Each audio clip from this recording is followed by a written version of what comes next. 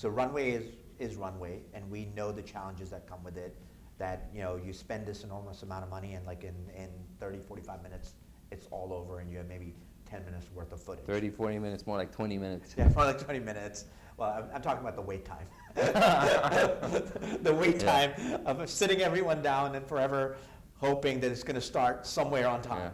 Yeah. But let's now transition, because market is Paris, for example, runway shows and trade shows happen simultaneously.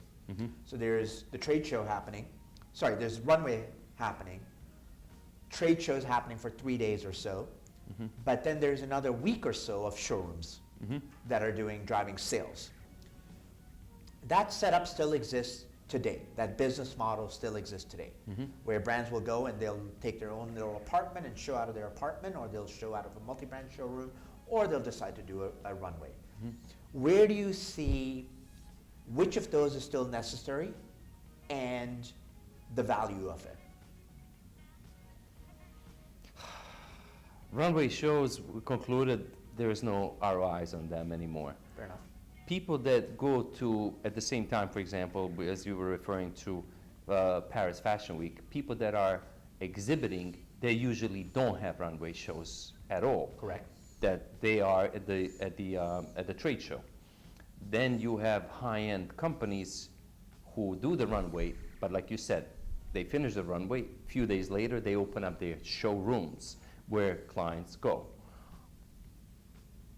I've communicated and spoken recently to some of the people that are still in this high-end fashion industry. There's no more runways. Yeah.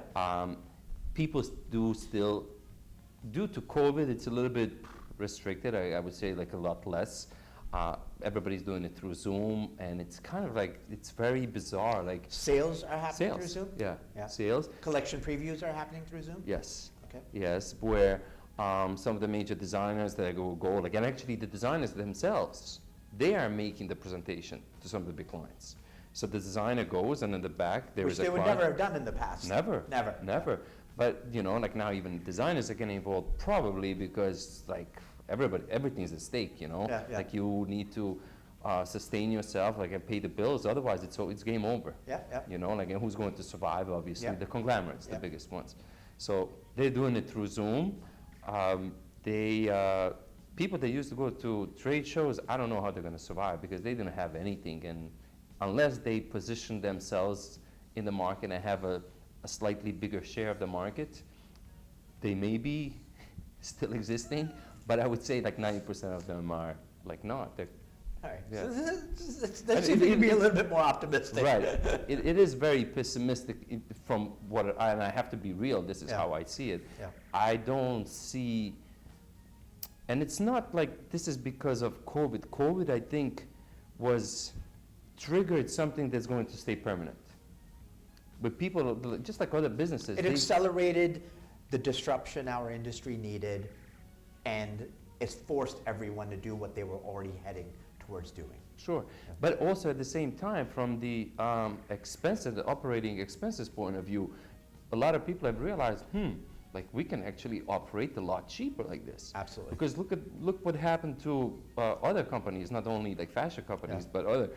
There's no more traveling. Yeah. You know what saving that is to other big conglomerates? There's no more traveling, which means obviously no hotels, airplane tickets, and all that stuff. And they're like, we can use all this money actually for R&D, to further, develop the product, etc.